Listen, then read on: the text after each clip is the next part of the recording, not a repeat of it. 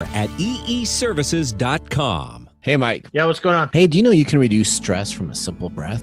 Why, yes, I do. As you know, I teach Tai Chi, and breath work is one of the important things that we study. That's why Camuso created the Shift, a minimalist necklace that helps you relax. Have you seen this? Why, yes, I have. It's a nicely crafted necklace that is designed after a tool that the Camuso monks of 17th century Japan used as part of their meditation practice. It essentially allows you to extend your exhale, which triggers the parasympathetic response in the body, which is actually the relaxation response. So it helps you relax. The Shift is a beautiful necklace that helps you breathe better. Let's create a calmer world by learning to breathe better. Use our TechTime Radio code for 15% off at checkout. Our code is TechTime. To find out more, you can go to techtimeradio.com and look at our sponsors. Visit them online at www.camusodesign.com. That's www.camusodesign.com.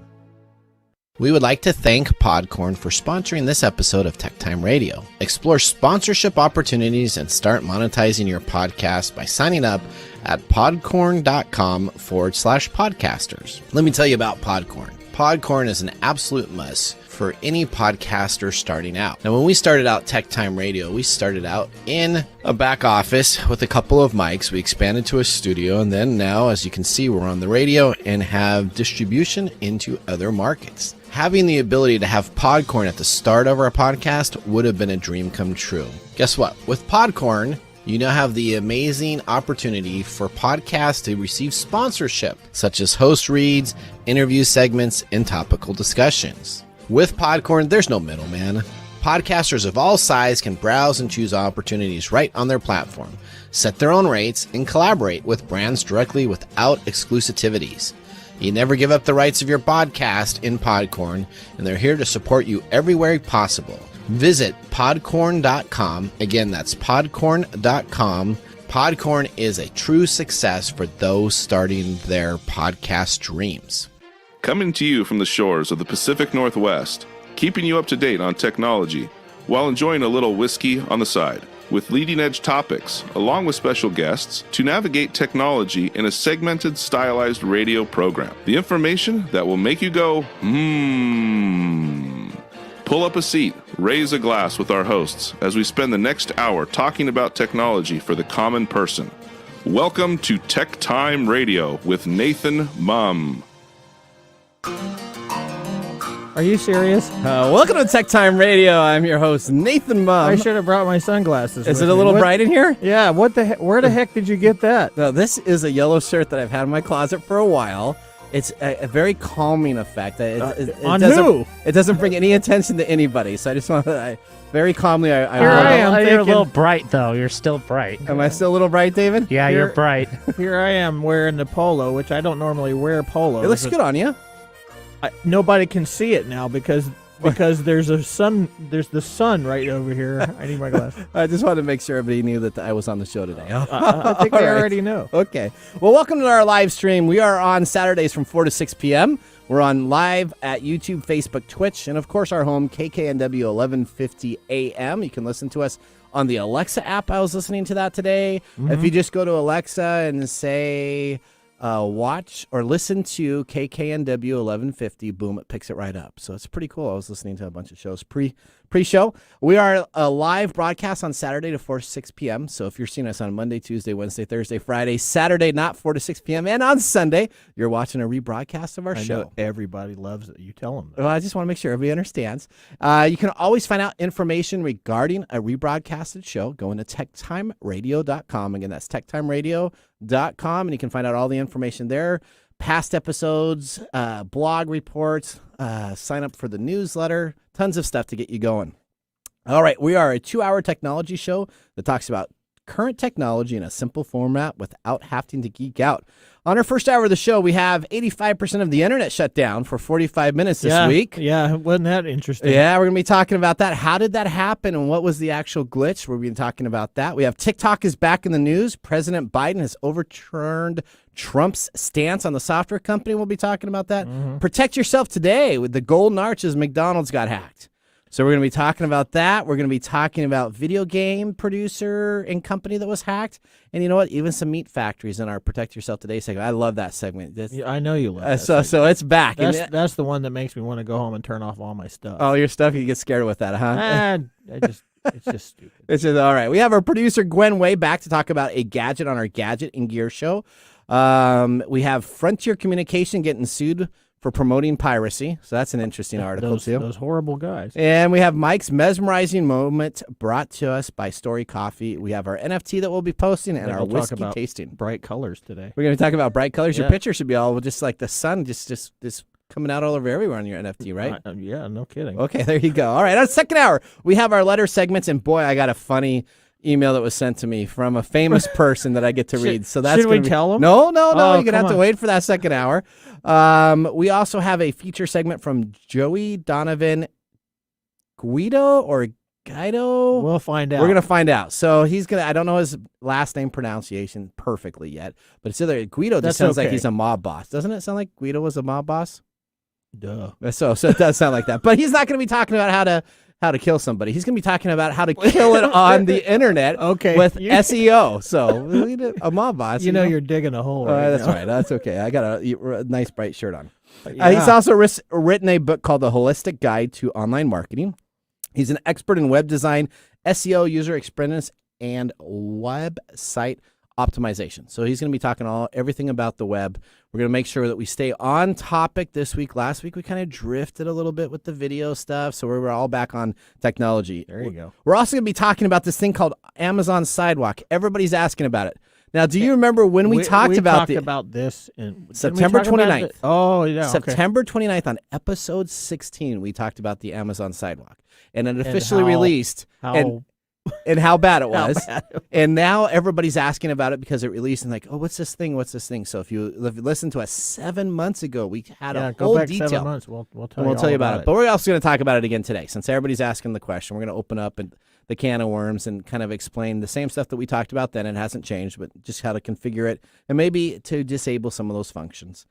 And then, of course, we have an engagement. We're going to be giving away a shirt, one of our TechTime Radio's gamer shirts today. So make sure you pay attention to our numbers.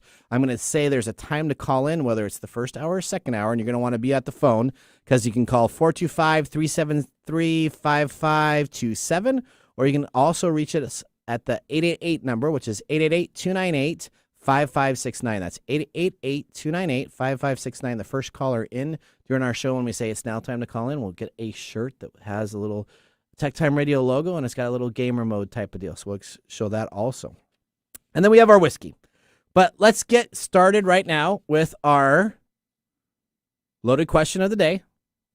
So, Mr. Gourdet, what is your favorite place to relax? Well, that's an easy one. Is that an easy one? Yeah. What's that? That's my bike.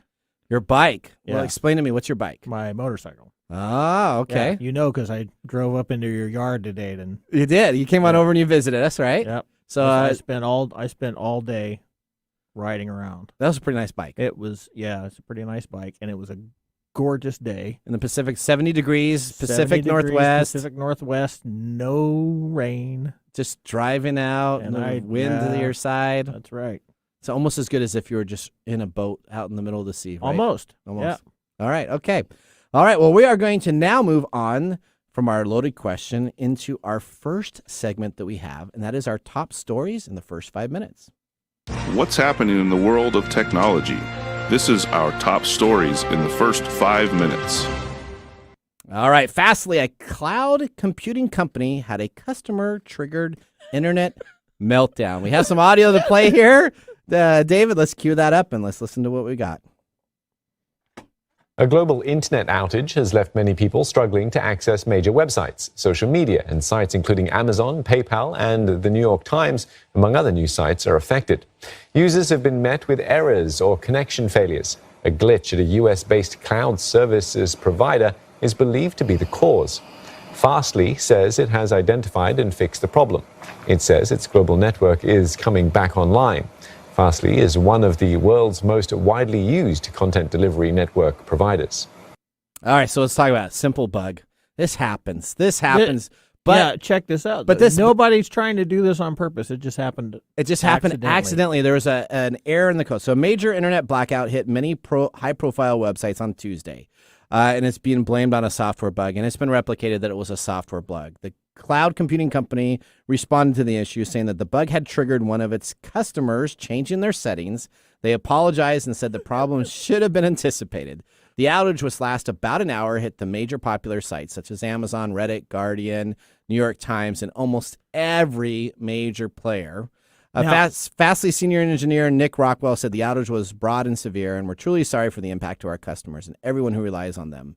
But a customer quite legitimately changing their settings That's got to be great. has exposed the bug, causing 85% of our network to return errors. But that's got to be great to be the guy that broke the internet? Just think of that. Just the think of person that broke the internet. I was just changing my settings and I broke the internet. I think it had to do with the calendar. So I go to the dark web, right? Because We know about your dark my side things. life. So I went on to a couple forums on the dark web, and nobody knows exactly what the bug is yet, so it hasn't come on out. But it is suspected that it was a calendar feature within their application to pre-program certain events that happen. So you can do this like social media posts. You say, I want to have this thing post on Tuesday. I type it out today, and then on Tuesday at whatever time it comes, it was a calendaring option that essentially when it triggered this thing, it went to everybody else that used the service's calendar and triggered the same thing. And broke everything. So that's right. So what that gotta tells find you, out that guy is. so in 49 minutes, though, they had it fixed. But But an hour without the internet, oh my lord. and what happened is that to replicate back to the other service providers that were all freaking out, it ended up taking about 4 to 6 hours to fully rectify and be back up. That just tells you the internet is all about relays of information. So when you type in www.google.com, essentially that's going on out to a DNS server, which a domain name server, Right. which that's what DNS stands for. And essentially it's saying google.com represents a bunch of digits that is the IP address of those machines. So and we rely on these servers Yeah, the web is us connecting to other connections. across the world. It's a web of connections. That is correct. So it is a hop to a hop to a hop to a hop. So if Right. we don't have that hop and that information when I'm typing in that address itself, it'll just send out information and it'll come back as a void number, just as you would trying to go to something if it wasn't turned on or if it wasn't up. And so that's essentially what happened to shut everything down. There you go. Wow. All right. Story number 2. Frontier Communications is getting sued by record labels for not disconnecting pirates. So this Maybe they is should get this customer to come and fix their calendar. so that's right. There you go. Frontier Communications, an ISP that serves around 3 million subscribers, has been recently sued by Warner, Sony, and Universal labels for allegedly not taking action against its users who pirate music. The record labels allege that in their complaint, not only did Frontier fail to disconnect people who repeatedly pirated music, but it even encouraged them by advertising the ability to download 10 songs in 3.5 seconds. Oh, really? So they had a Oh. specific ad and campaign specifically targeting 10 songs in 3.5 seconds and profited from the results. You think Frontier is kind of thumbing their nose? Well, see, Frontier just went through bankruptcy, so we're going to go through this. So the labels also allege Frontier ignored its subscribers' piracy so that it could keep collecting subscription fees, saying the ISP valued profit over legal responsibility. Yeah. Frontier denies wrongdoing, telling that they are going to vigorously defend itself. Now, the labels are seeking $300,000 per infringement. Which is the stand. This is a standard that's been set in. Okay, if you want to pirate something, the one thing you don't want to pirate is music. Music is the industry that has tracking, has information, has precedent of payouts for certain items that are available. Thanks, David. So any place that you want to do, don't pirate music. That is like Napster. You remember when Napster was out and had all the music and the big deal. There's been they were the one that caused all this. That's correct. They did a big deal. So now Frontier Communication is emerging from a Chapter 11 bankruptcy from last month, having to pay that much in damages. So $300 per infringement. The ISP on the hook. They have over $850 million alleged that they own the lawsuit. So wow, $850 million. So let me tell you, Frontier Communications does not have that much money in their bank. So they're just going to go bankrupt again. Declare bankruptcy again. All right. So the situation is going to be very interesting to see how it plays out. Essentially, they were not disconnecting or giving copyright holders a complaint for downloading illegal music. All right, last one right here, because this was provided by our TechTime Radio intern, Jamar. Donald Trump era ban on TikTok dropped by Joe Biden. We have a little audio for this. President Biden has just issued an executive order revoking the actions of former President Trump that were targeted at TikTok and at WeChat. However, Biden issued his own set of executive actions aimed at preventing foreign adversaries from accessing proprietary U.S. business data or Americans' personal data. Now, the executive order directs the Commerce Department to evaluate transactions that involve software applications that are owned, controlled, or managed by persons that support foreign adversary military or intelligence activities, or that are involved in malicious cyber activities. So again, President Biden revoking those actions against TikTok and WeChat, but also calling for the Commerce Department to conduct its own reviews of software controlled by foreign adversaries. So that's the big thing. Commerce is now going to review this. So in the new executive order, President Biden said that the federal government should evaluate threats posed by China-based apps and software. Rigorously, evidence-based analysis should be addressed for unacceptable or undue risks associated with national security, foreign policy, or economic objectives. He acknowledged that apps can access and capture vast amounts of information from users, especially if they choose to share that. The data collection threatens to provide foreign adversaries with access to that information. And he says that this is a priority, but he does not believe that it should be from a presidential decision, and it should have an advisory board to make the decision on if they pull it from an app store or not. Really? Yes. Okay. So, kind of two different processes. Well, yeah. So one was we're just going to do this, and the other one's we need some help doing this. Some help doing this. So two different opinions on that. So one was, hey, we're going to pull it, China's bad, and the other one was, let's do some research. But let me just tell you, TikTok is used by 80 million Americans every month. So even with this ban, so that means that's a pretty busy platform. Yeah, we've had TikTok on the show a couple of times, but we never bag on it. We don't, because it's not Facebook. It's not Facebook. But speaking of Facebook, just wait till later today. All right, so there we go. All right, Mike, our time's up. Our top 5 stories in the first 5 minutes. If you want to learn more, please visit us online at techtimeradio.com. You can see all these stories with the links, so we didn't just make up these stories. You can go and actually see different press articles about them. During the break, we're going to be tasting our whiskey, and when we come on back, we have our Gadgets in Gear segment with our producer guest, Gwen Way, and we have a special Protect Yourself Today segment after that with all of this week's breaches. So you don't want to miss the upcoming interview, and we'll be right back.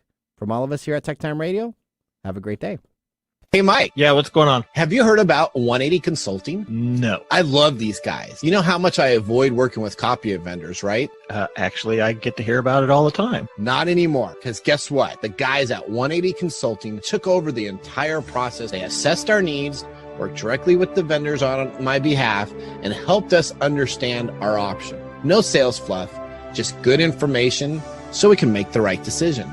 Well, that sounds good. How do they get paid? Their only compensation comes from a small share of the cost savings they create. They work for us, and it's a win-win. You know, that sounds like a no-brainer. There's 2 ways to reach them. You can get them at info@180-consulting.com or visit them online at www.180-consulting.com. www.180-consulting.com. Thank you, Mike. 180-consulting.com.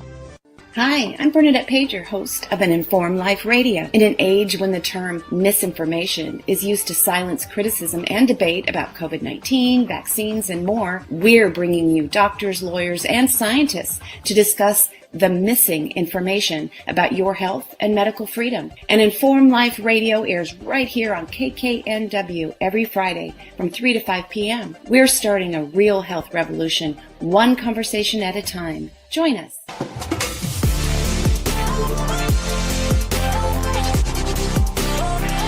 Welcome back to Tech Time Radio. We just had our first whiskey tasting for the show. Mike, during the break, what do you think of our whiskey? Now, let me tell you about it. It's pronounced Day-IWAI. It was produced in 2020, so it's just a year Japanese whiskey. It's a Japanese-style whiskey.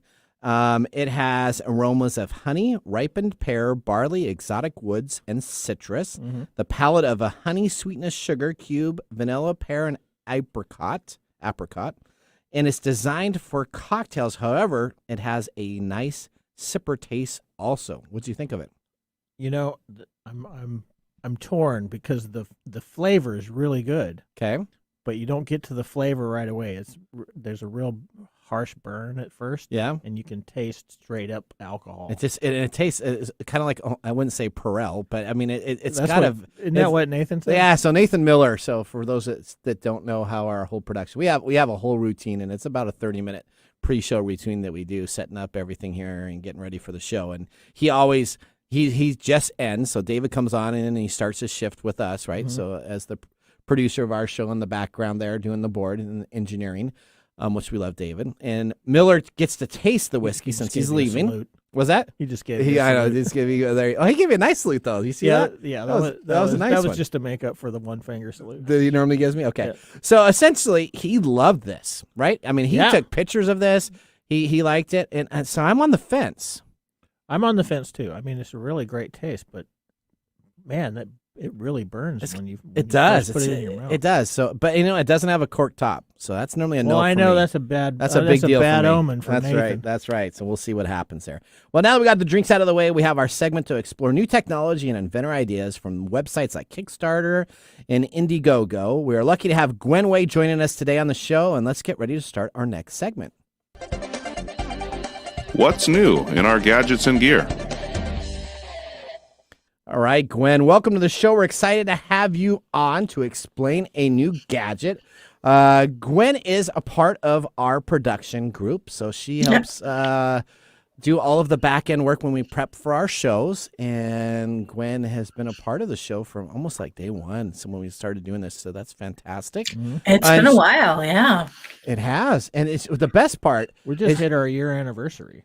We did. I think we did this past week. I think we did this past week, didn't we? Yeah. So we've been doing this for a year now. Mm-hmm. It is woohoo! We had our 50th episode too. That's right. That was best. This is 52, right? It is 52. There you go. Is that how many weeks are in That's 1 year. Okay, congratulations. Yeah. Yay, welcome, Mike. Yay. How about that? Congratulations. All right, good job. Okay, so Gwen is the best part about what Gwen's done is she took over gadgets and gear from me, which has saved me a whole lot of money. But it hasn't helped It hasn't helped my It hasn't my saved budget. you anything. No, because my wife buys I know. everything. She just buys everything from Tracy. Gwen. So that's right. So we're going to get right into this. Gwen, we're excited to have you on. Let's talk about your product that you saw, and then you can share it on the screen and we can talk about it. It's all up to you. So let's go. All right. It is a great product. I seem to be on a kick about ways to provide energy when lights go out and things like that. And this just kind of flows in line with that. The product for this week is called Shine. It is a wind turbine that is lightweight enough that it'll fit in your backpack. You can carry it to the beach, to the mountains, wherever you want to go, and you can always charge your phone. It also can be used in case of power outages, again, to charge your phone and other small electronics so that you have something to do. Can I mount it on my car and drive down the highway and charge stuff? I think it might be a little fast. I think so. Yeah, what do you do? Like a wind pill? Yeah, like hold it out the window. Out the window. Exactly. Only if you don't drive anything more than 28 miles per hour. Well, around here that works. So I-5 traffic. Yeah, I-5 traffic. At this point, yeah. And that might work well on Nathan's Geo Metro. So that's right. Oh, hey, don't be dogging on my Geo Metro, man. We were talking about your Geo. We were talking about my motorbike is more powerful than your Geo. That's probably his. Mike decided to come on over to our house today, and I said, you probably got a better engine in there than my poor Geo Metro does. But I was going to say the motorcycle could probably pull the Geo. It'll be fine. I did. I took it out of the ditch. That's right. Right. So dragged it around the yard. So let me ask you: are you just preparing for the end of the world? Or are you like a zombie apocalypse? Because the last thing we had on here was the crank for the energy, and now we got wind now we got wind for energy. I'm not necessarily prepping for a disaster, but I mean, summer gets a lot of power brownouts, and then we saw the power outages down in Texas with that huge blizzard. So maybe being ready for it is not a bad thing these days. All right, so let's bring this up on the site. It looks like you're doing that right now. So we got Kickstarter is where this is listed. So it isn't any place else. It's only on Kickstarter. They only still have backing. Is that correct? Can you still back it right now? You can still back it. You've got 10 days to go. So you've got a little bit of time still if you're interested. It's really cool. I'm going to just kind of play this for a second so that you can see what it looks like. Okay.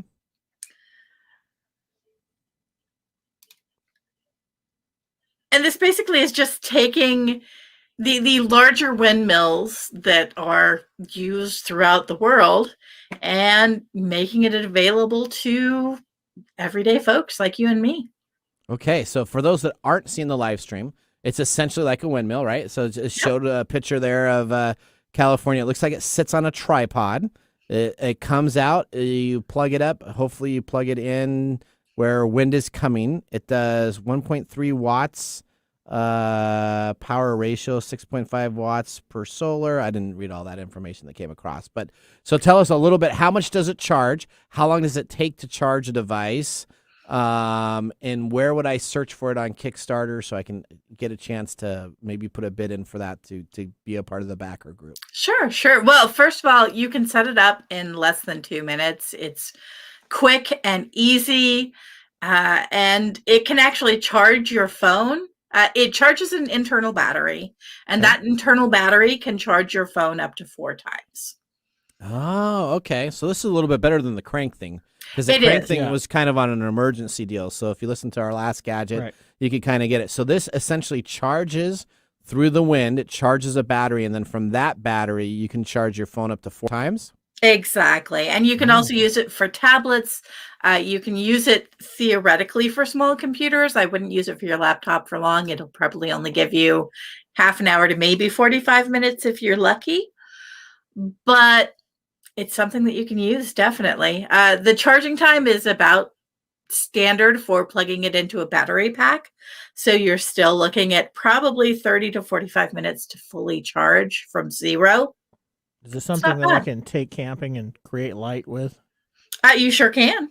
Okay. Yeah, you probably plug in an LED or something, and exactly. Yeah. And the nice thing about this is, unlike solar power, you could set this up at night and generate energy. So that's right. So that's right. You set it up, and the wind's coming through at the campfire, and you could be charging your phone and having an LED that goes there to take care of stuff. Exactly. Perfect. Okay. All right. Where do I find this on Kickstarter? So if I want to do it, we're going to provide the link, of course, on techtimeradio.com. Yep. Underneath the show notes, we'll have a link to this. But where can I go and search on Kickstarter.com to find this? You can either search for Shine, or you can type in Kickstarter.com/projects/Shine Turbine. And that'll pull it up. Okay. And now, have you backed it, Gwen? I have, actually. Okay. We decided to go ahead and back it. We got in at the Shine Solo. It's 314 Canadian, so about 260 US. Okay. And when does it have the expected delivery time? Expected delivery date right now is November of 2021. Okay. So that means it'll be normally about July of 2022. That's kind of what I'm planning on, yeah.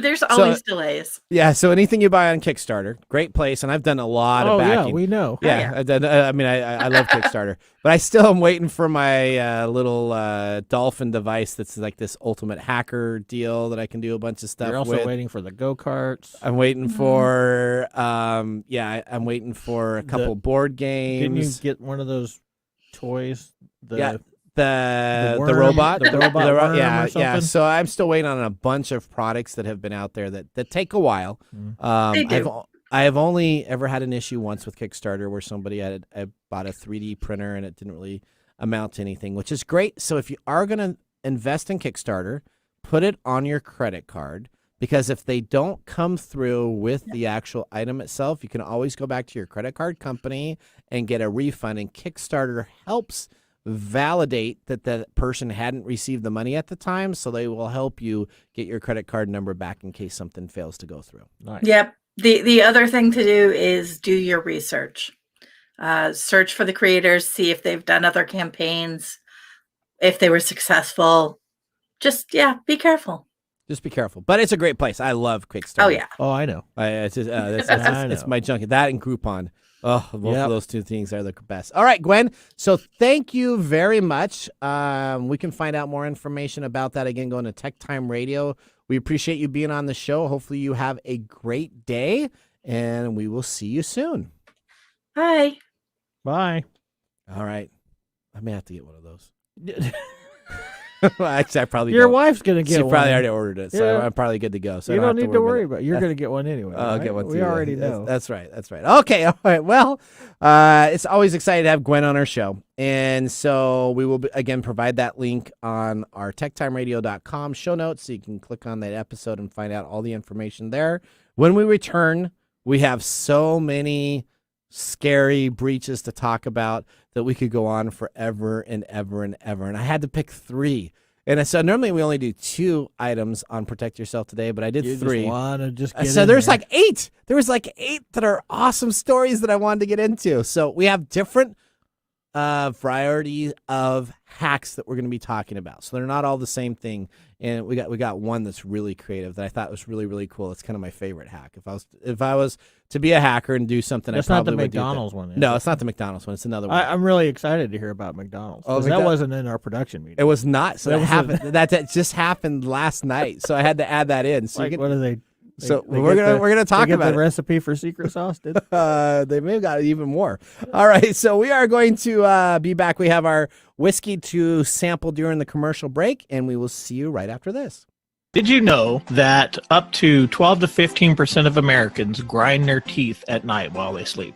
Yeah, it's called bruxism. I used to work at a sleep lab, and we used to measure that, and it leads to a lot of problems like headaches and destroys your teeth. It wears down the enamel, and it's just very hard on your mouth. So every once in a while I'll wake up, my jaw will hurt. Do you think I'm grinding my teeth at night? Yep. Well, so how do you go about protecting this then? The number one recommended way of protecting yourself from teeth grinding is what's called a night guard, which is a custom fitted prosthetic that you put inside your mouth. It usually runs, hundreds of dollars, but I know our sponsor, Smile Brilliant, can get you custom fitted night guards for as little as $45 a piece. So if you go to smilebrilliant.com and use TechTime Radio at checkout, you can receive 20% off your complete order. So visit smilebrilliant.com and use the TechTime Radio at checkout code.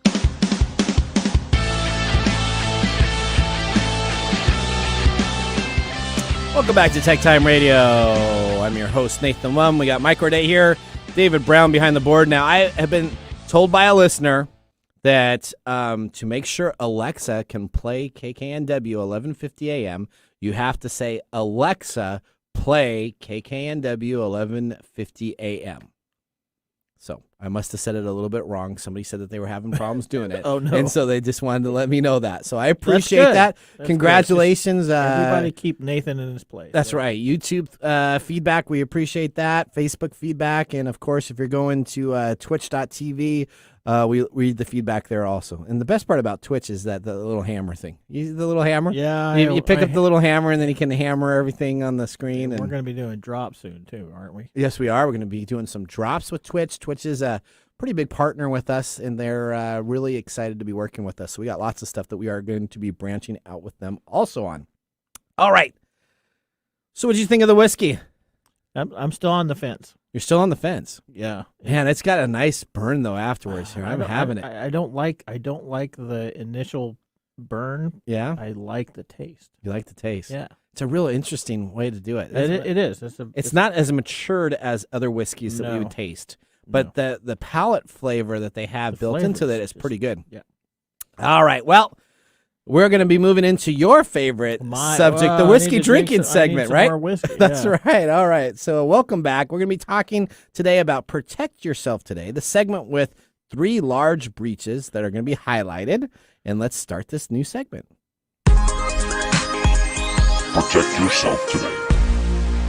Welcome to Protect Yourself Today, where we cover the current news on breaches, cyber attacks, and identity theft across the globe. Story number 1. McDonald's suffers data breach in U.S., South Korea, and Taiwan. Okay. The company claims Listen to this. They immediately came out with a claim. Of course. What's no customer financial information was accessed. Okay. Do they have customer financial information? So essentially what they're saying is if you went through McDonald's and you bought yourself a Big Mac and you used it on your card, that system was not compromised. Okay. But that doesn't mean that they're like Facebook. Let's take a look at what happened. They get you when you come in. So the fast food mega chain McDonald's is the latest company to have private data stolen by a third party. The Wall Street Journal reports, unlike other recent attacks on the CNA Financial and Colonial Pipeline, McDonald's claims it isn't dealing with ransomware. But store information in the U.S. was taken, along with customer information in South Korea and Taiwan, and all employee information. No, see, that's a problem. Okay, so the company discovered a data breach after hiring consultants to investigate unauthorized activity on the internal security system. So I work for Elite Executive Services, right? It's the main sponsor of the show. So we do this, right? So we specifically will come into clients' businesses and personal high net worth individuals also, and we'll do a due diligence and a debrief on what security issues could be, and then we'll do a deep dive into seeing what's going on. And I think McDonald's would be, in my perspective, did exactly the same thing. So instead of announcing that a security breach happened, they brought in some experts. They didn't bring in FireEye, so they brought some experts to come on in and take a look. You just really want to poke that. So I don't like them. I don't like FireEye. Yeah. Okay, so they brought in experts that essentially went into the system itself, looked at what was going on and happening so that they could actually probably isolate, know exactly what was compromised, and be able to react to it in an internal process first before disclosing that information. So this probably most likely happened within a month's time, probably not recently as of last week that it was breached, but it was probably breached before that. Even though they said it was breached last night? Well, no. So they just announced the story broke. The story broke, right? All right, so in the U.S., the data with access include business contacts information for franchises, right? The seating capacity of stores, the square footage that's really important of play areas. So what they probably did is they probably got into a hard drive with a bunch of information, just downloaded everything, and then they're seeing what's worth what when they grab it. Yeah, I right? want to know. I want to know all the ball pit sizes across America. Well, that's important, right? That's really because important. if I'm going to go to a McDonald's, I need to make sure I have that. I don't even think ball pits are open still right now with COVID. Probably not. They're probably not. Heck, dining room space. That's a premium right there. Okay, now the South Korean and Taiwanese arms of McDonald's had customers' personal data access. Now this is intriguing. So, but these they said go in, they have favorites. Yes. They just this is the South Korean and Taiwanese. You have a Taiwan guy come on in and he already orders a Big Mac. So I know customer George whatever is going to order a Big Mac. Does it have a robot that identifies them using facial recognition, and then it goes, he wants a Big Mac? I don't know, but it says the company will be taking steps to notify regulators and customers listed on these files. So again, it's probably a hard drive or something. They came on in, they found a hard drive of a bunch of information, copied it all down, and then this company discovered where that breach was. So they have the list of everything also that was taken care of. It doesn't look like anything was deleted, probably. They probably just stole the information. No customer information was contained in any of the files accessed. It just said they got customer information. No customer payment information. Oh, okay. Payment information. There we go. So the ability to pay. There we go. So they want to be very clear. McDonald's says business operations were not interrupted by the data breach. In the coming days, a few additional markets will step up to address files that contain employees' personal data. That just seems like, after all the other hacks that we talk about, that just seems like why McDonald's? So it probably I really need to know. So it's probably some the vendor. Ball pit size. So there was probably some vendor or somebody that had access to information. Yeah. They probably terminated a contract with somebody that was doing work, and as a part of the termination of the contract, one of those employees probably found some information that was there, copied it down, and still had access to that share, which was then found at a later time. Yeah. Most likely, my assessment, not knowing the information, would bet on that. So with my expertise. Okay. So this is not somebody who's sitting around going, I wonder who I should hack today. This is not a Chinese McDonald's. or a Russian. I think we should really attack McDonald's because... No, this is most likely a contracting service that got information, and now we find out about it. But now story number 2. So we're kind of going, that was just personal information. Story number 2, we got a ransomware attack. I wanted to add it. So meat giant JBS pays $11 million in ransom to resolve cyber attack. The world's largest meat processing company has paid the equivalent of $11 million in ransom to put an end to a major cyber attack. Computer networks at JBS were hacked last week, temporarily shutting down some operations in Australia, Canada, and the U.S. The payment was reportedly made using Bitcoin after plants had come back online. So most likely, the hacker gave the code back, said, here you go. I can take you back down again in a second, but after I start restoring your information, you better make the payments to me in this type of area. Very common in that type of an analysis. If our company was to come on in and do an analysis of that, we would say, okay, well, you start restoring stuff, then we'll make a payment. Once it's fully restored, we'll make an additional payment so that you have that available.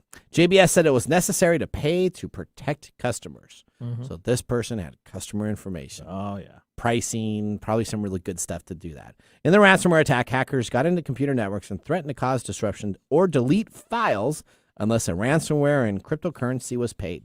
It was a very difficult decision to make for our company and for me personally, said JBS Chief Executive Andre Norgawa. The company added that it paid the money because of the sophistication of the attack, even though the vast majority of its plants remained operational. So it had customer data, which would have cost them more in fines for not having that encrypted than it probably was $11 million to pay for the ransom. Well, that's a commentary. That is how you do your analysis as a cybersecurity or a technology company that helps out with some cybersecurity. That is what you do your risk factor based upon, is how much is your security breach costing you if it gets out to the public versus how much is the ransomware. And right. $11 million was probably less than the. That's a very common thing, actually. And that's what the insurance companies and the companies all make the decisions for, right? Yeah, these companies that get fined for doing things illegally. Yeah. The fine outweighs what they get from it. Yep, that's normally what it is. So the disruption threatened food supplies and risked higher food prices. But with this payment, everything can remain on schedule. Sure. Okay. And that doesn't mean meat prices went up. I'm sure meat prices, everything goes up when one of these things happens, right? All right, story number 3. See, these are all different. You had ransomware on story 2. You're trying to sell me on this section, though. Yeah, this segment. This segment. Yeah, no, okay, here we go. Story number 3 brought to us by our intern Emily. So she is Emily, one of our new interns. Mm-hmm. She's all into gaming. She is like the gaming expert. If we need gaming segments, she is going to be the person in here. So. Hackers breach Electronic Arts, stealing the game source code and tools. Now, this is very interesting. Why is this interesting? This is because this is a good old Western, go on into the bank, pull the guns up, and say, we're robbing the bank here, give us your money, and go. So they're not deleting any information, didn't steal any customer information. They went to the heart of the program, and the hackers broke into the systems of Electronic Arts, one of the world's largest video game publishers, and stole the source code, which is their main code that they write everything used in the company games. Online forums posts show that on June 6, hackers claimed to have obtained 780 gigabytes of data from EA, including the Frostbite source code, which is the game engine that powers the FIFA, Madden, and Battlefield series of video games, among others. So, I mean, you got soccer, you got the football game, and you got Battlefield series. So this is like their main code. The hackers are offering full capability of exploiting on all EA services. So they've looked at the code, so they could exploit any service. They also claim to have stolen software development tools for FIFA 21, which is the newer one that's coming on out that hasn't been released, and server code for player matchmaking in FIFA 2022. So this sounds like more of an ego thing. So Brett Calloway, a cybersecurity expert, not from FireEye, and threat analysis at MSoft, said losing control over source You're code. You're going to get busted. I know, I'm going to try to. They're going to get you. So last time I dogged on FireEye. I know. They like attacked Facebook. They attacked every single one of our things. We had to change the password here. Remember that, David? We had to do everything. So I'm sure they're going to hack me again, but that's okay. Best of luck to you guys. I'm not with him. That's right. Losing control over source code could be problematic for EA's business. Source code could theoretically be copied by other developers or used to create hacks for games. Mm-hmm. So think of playing this with Madden. I'm pretty sure that So this is the main source code. Right. So this means one of two things is going to have to happen. The company's going to have to redo all of their source code from scratch, create all brand new engines, and have everything taken care of, which would be like a red alert for these games because they have yearly releases. Right. And they reuse the source code, add a new thing here and add a new widget here, a new module there. They're going to either start from scratch, which could be a really good thing because Madden has so many glitches and it's so bad that, you know what, I'm kind of like, maybe yay! This is a bunch of hackers that hacked that program. Oh, man, what was it? Where we were speculating whether they wanted to improve the game. So that was the Cyberpunk. That was Cyberpunk. That's right. Cyberpunk 2070 or whatever. So player data was not compromised in the breach. EA has made a spokesman and they said that it was not a ransomware attack either. So they didn't delete anything. Yeah, they got the main code, the golden ticket of code. So the question is, what are they going to do with it? So it's available for sale right now. They're selling it. So they're selling it on the dark web. Available for sale. Yep. So source code, you could theoretically have developers from other competing companies get their source code, go through and take a look at everything that they've done. And which would be really good because then all the competitors, espionage. Yeah, then all the competitors can get really good too, which would then mean these companies, EA, has to be even better. So this could be like a great thing in my mind. As long as it doesn't mess up my Sims 4 game, that's fine.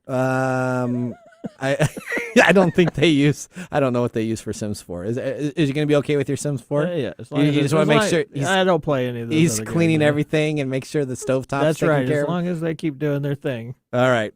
Well, the investigation to the recent intrusion into the network limited amount of game source code has been stolen. The EA spokesman said, again, no player data was accessed or billing information from any of our customers. It never happens, ever. And that's the first thing everybody says that, right? Yeah, that's right. That's like McDonald's, no information of financial. So they've put that financial in there, all right? That's very important. We are actively working with law enforcement officials and other experts as a part of an ongoing criminal investigation. That's what EA said. Now, let me just tell you, a little hint, EA.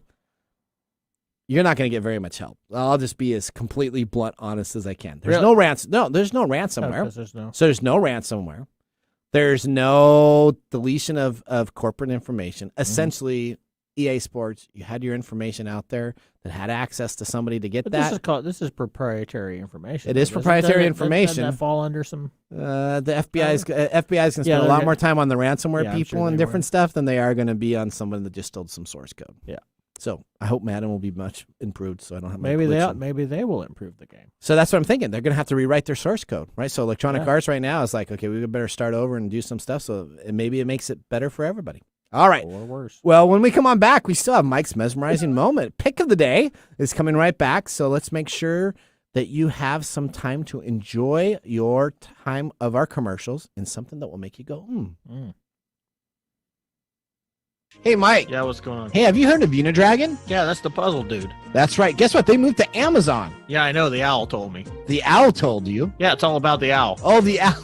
Oh, the owl and Unidragon told you. Yeah, we've talked about this guy before. He's the puzzle guy. He's the puzzle guy. That's correct. They do, of course, have the owl, and the owl is available for you to now get with Prime free delivery. Awesome. We've made it easier for people to find the owl. Yeah, I know. The owl told me about that, too.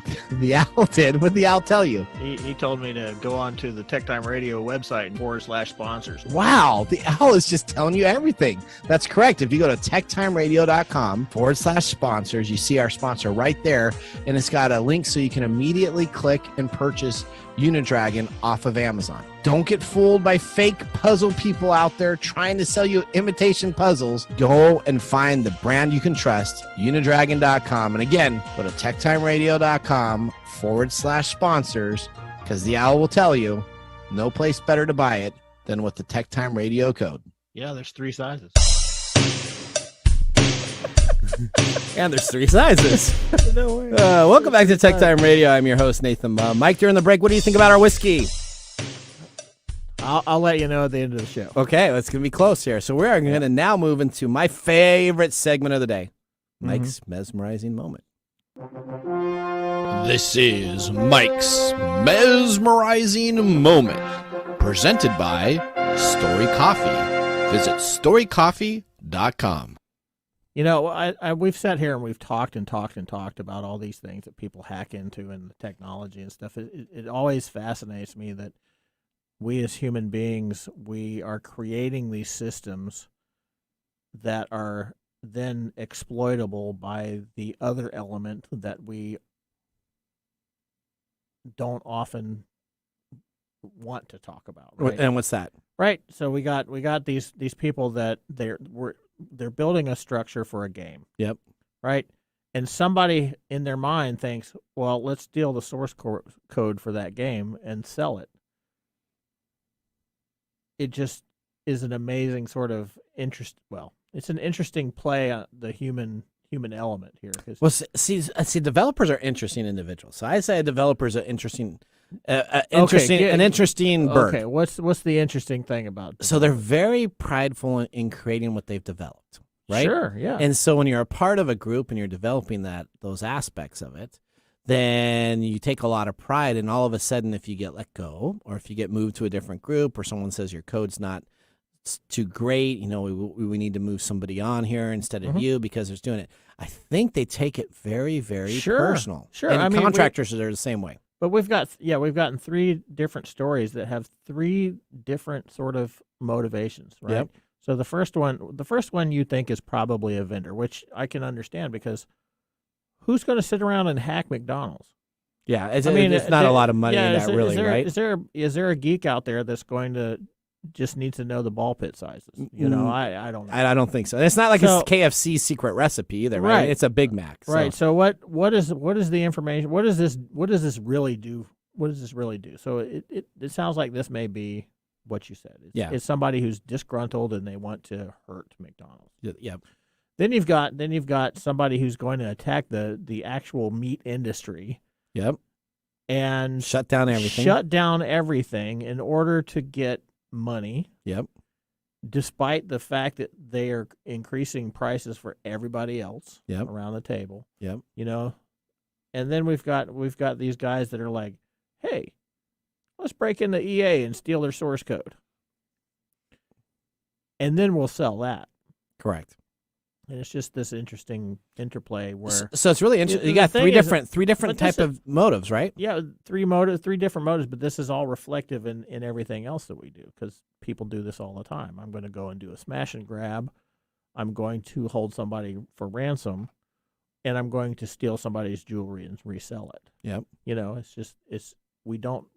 The funny thing about human behavior is that it doesn't matter the context or the platform that we're doing. We're all doing the same things. We're trying to defend what we have, and somebody is trying to take what we have.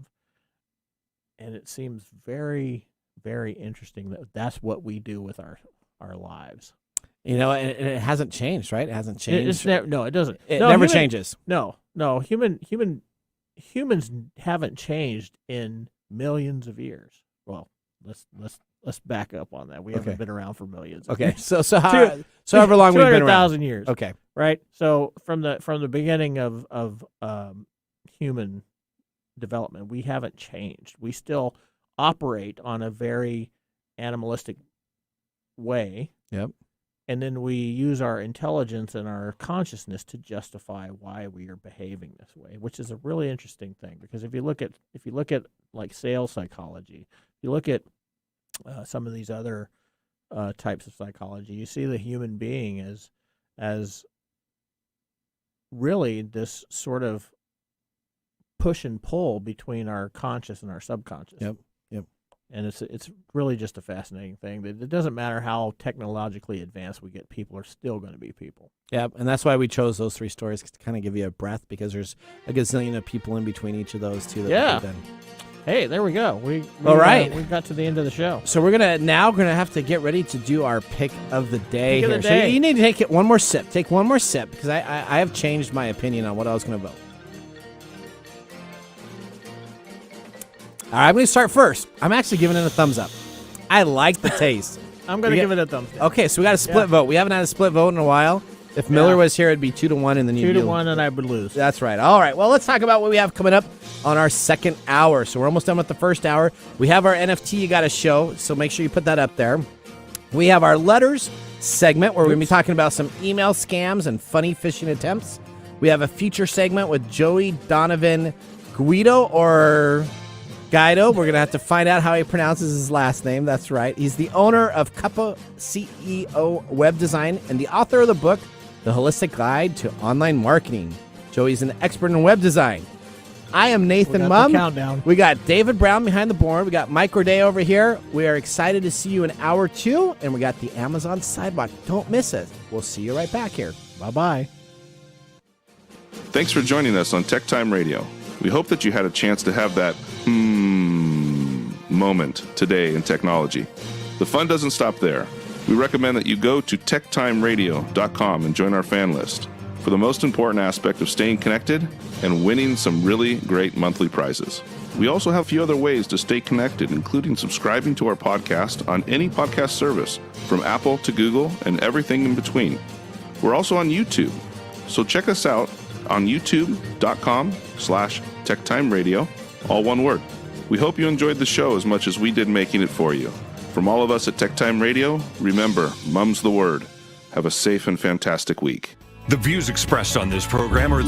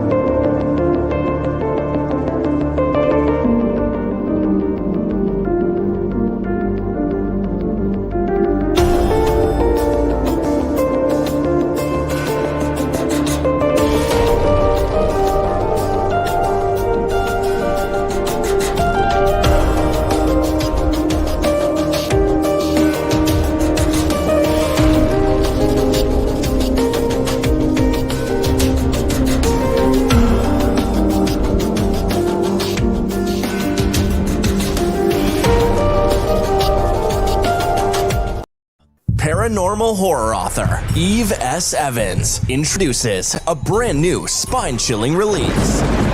Supernatural 911 Calls, available on Amazon today. First responders with any real time on the job believe in ghosts. They've experienced events they can't otherwise explain. Same with other professions that deal with injuries, accidents, or death. Police officers, firemen, 911 operators, they've seen the worst that people can do to one another, and they've all had brushes with the unexplained. Don't believe in ghosts? This book might change your mind and steal any hope of sleep. These stories are unexplainable, true accounts from first responders, police officers, firemen, and 911 operators, told from the perspective of everyday people. Every single tale between these covers is 100% true. Think you can explain them? We dare you to try. Hey, Mike. Yeah, what's up? Hey, our buddy from Unidragon is back. Yeah, I know. How do you know? The owl told me. The owl told you? Yeah, he tells me everything. Yeah, we've talked about this guy before. He's the puzzle guy. He's the puzzle guy. That's correct. They do, of course, have the owl, and the owl is available for you to now get with Prime free delivery. Awesome. We've made it easier for people to find the owl. Yeah, I know. The owl told me about that too. The owl did. What did the owl tell you? He told me to go on to the TechTime Radio website /sponsors. Wow, the owl is just telling you everything. Well, make sure if you're purchasing the Unidragon from TechTime Radio, again, you go to techtimeradio.com/sponsors.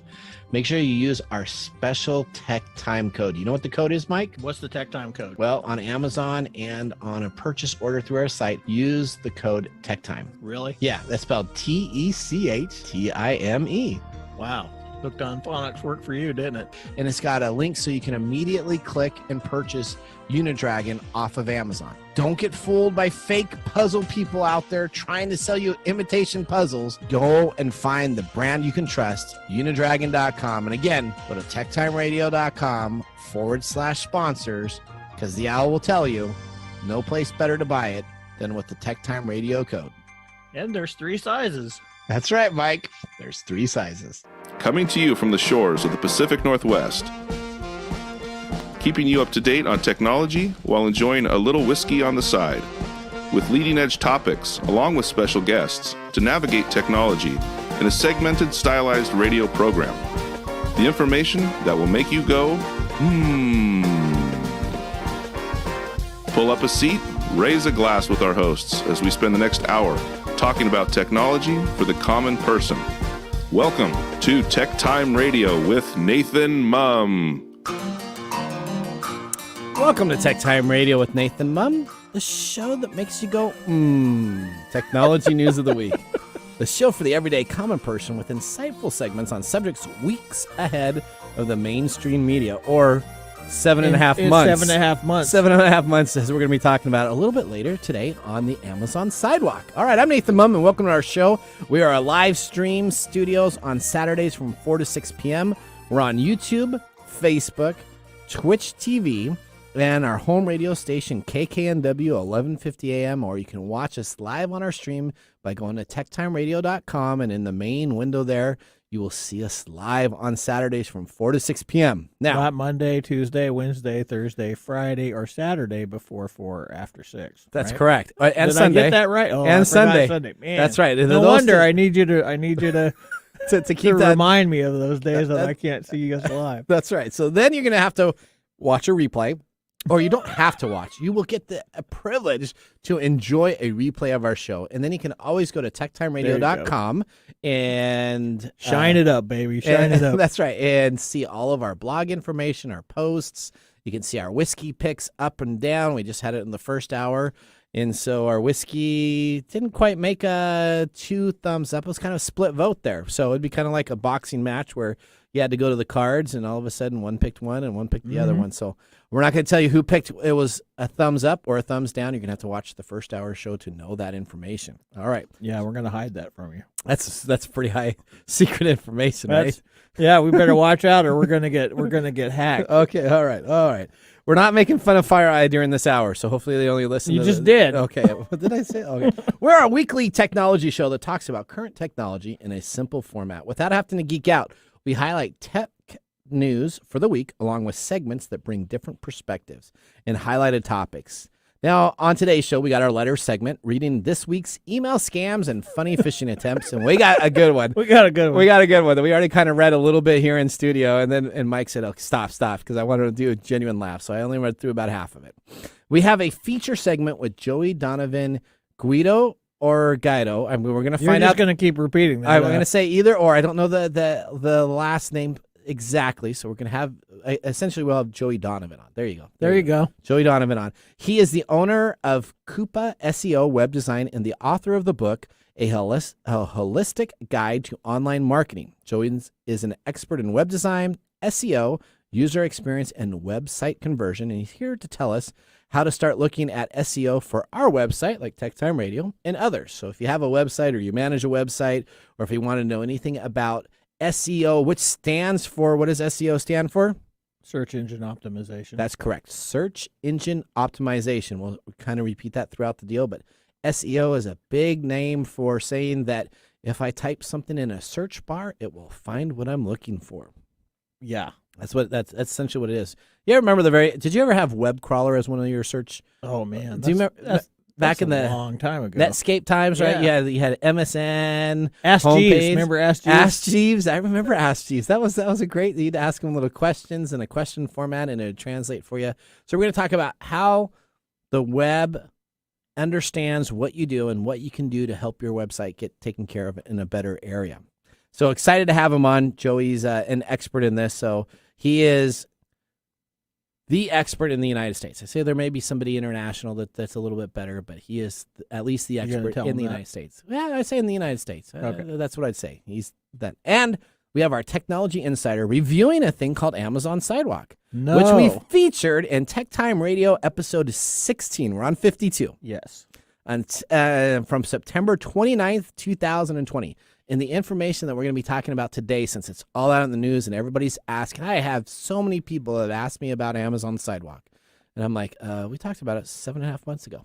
And so we're going to repeat essentially the same stuff that we talked about 7.5 months ago, because that information that we had and the due diligence that we did was really good. And so we're just going to go through and kind of review that again.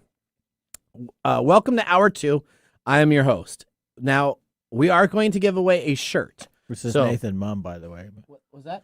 You are the host, Nathan I am the host, Nathan Mum. Did I say that? You didn't say who you were. I'm the host. We just Nathan want to Mum. make sure we got your name. Okay, thank you, Nathan Mum. You're welcome.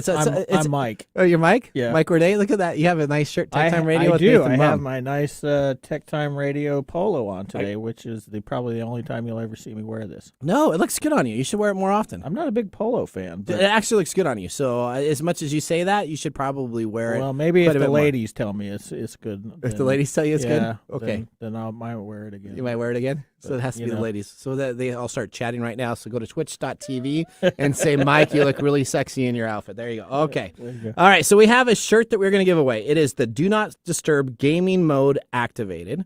We talked about gaming. I like that. And what does it have right in the middle? It has the little Tech Time logo. Tech Time Radio. So we're going to give this away. The round one, not the square. We got a couple of different variations. It's got the round one. I want to see the Hooked on Phonics one. That's coming out too. We have a Hooked on Phonics one, and we have a couple other sarcastic little sayings. So we're going to give away the T-shirt. You're going to want to call it 425-373-5527 or 188-298-KKNW, which is 188-298-5569 to have a chance to win that. And when I say call in now, the first caller will receive that shirt. David will be ready to go on the board. Okay. We got through page 1, page 2. Now, welcome, Mike Renee and David Brown. You're literally reading the page numbers. I did. Okay, so I'm just seeing where I need to move to. Hey, our first hour, we were really on time today. We started that first 5-minute segment right on time. Yeah, it got to where we got to my mesmerizing moment, and we were like, oh, crap, what do we got to talk about? Yeah, we got a little bit more time than we normally do. We're going to have to actually have that ready to go. So we have the Love Shack on KKNW from Thursdays from 1 to 2 p.m. They are kind of, I wouldn't say sister show, but we do a lot of collaborating together in the radio environment. So Mike's been on their show. We meet on a monthly basis to talk about how to improve radio, how to do different stuff. So they're kind of a partner. They sent us their conversational cards because they're like love doctors. They're all about relationship. And there's a great commercial coming on up in commercial break 7. I don't want to give it, but it's all about Love Shack and Mike and a bunch of stuff. It's the same. The same one, yeah, absolutely. It's fantastic. So here we go. They're gonna have to get me on their show again. They're gonna have to. All right, name a current event that has changed the way you think. Is COVID not enough? Okay, well that's yours. Okay, so we'll go to you, Mike, first. What is the current event that's changed the way you think? COVID? Explain that to me. It's changed the way we all think. Okay. It's given us all a different new perspective on how to be, how to act, how to adapt. I mean, from a human behavior standpoint, this is the last year and a half has offered us a lot of information about what we have the potential to do and what we are stuck at.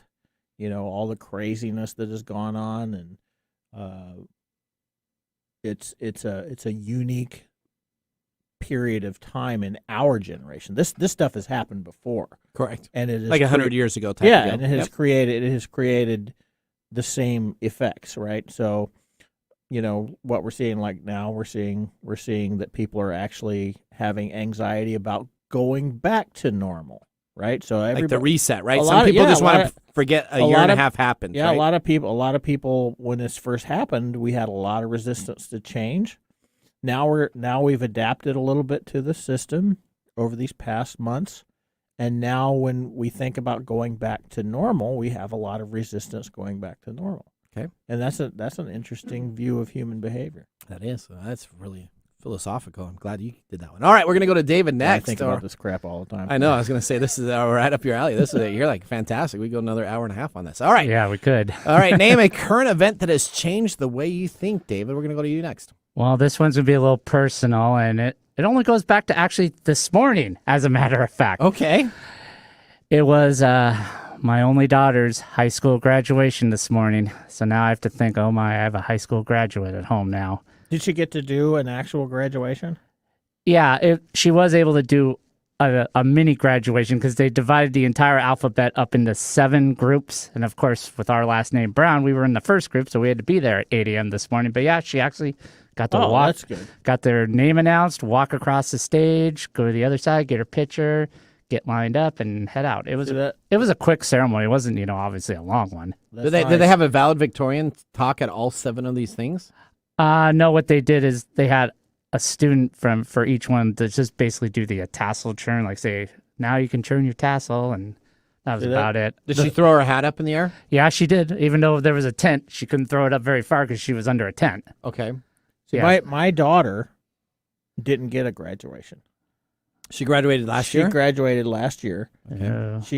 We had to actually go to the school, drive through the school. She had to get out. She had to go get her diploma, and then she got pictures, and then we got in the car and left.